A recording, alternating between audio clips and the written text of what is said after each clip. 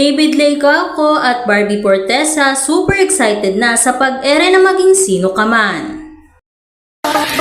Hello guys, this is your Chikadora ng Pinas. Please subscribe and hit the notification button for more showbiz updates.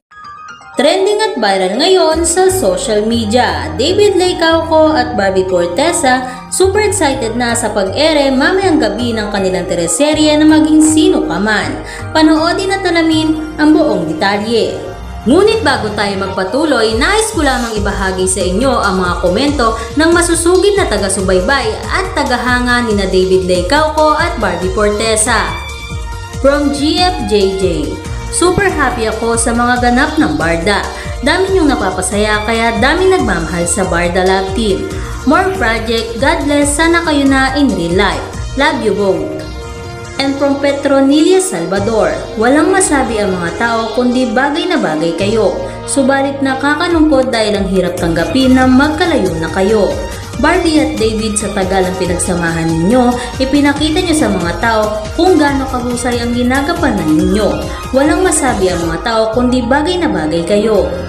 At eto na nga mga kachikadora at mga Kabarda Nations fans, atin ang talakayin ng buong detalye at nakalap na impormasyon ng aming napakahusay na source na laging una sa mga latest news. Oras na nga lamang ang ating bibilangin para mapanood ang teleseryeng inaabangan ng mga netizen at mga tagahanga ni na David Leicauco at Barbie Fortesa. At ito nga ay ang maging sino ka man. Mamayang gabi nga ay mapapanood na natin ang nasabing teleserye. Ito nga ay pagkatapos ng 24 oras. Siguradong maraming tututok na mga manonood, lalong-lalo na ang mga tagahanga ni na Barbie Fortesa at David Leicauco. Ayon nga sa aming source ay super excited na daw sina Barbie Fortesa at David Leicauco na maiere ang kanilang pagbibidahan. Paniguradong papatok ito sa mga manonood dahil alam naman natin na talagang bagay na bagay ang tambalan ni na David at Barbie. Lalo na't nabitin ang lahat noon sa huli nilang pinagtambalan sa Maria Clara at Ibarra.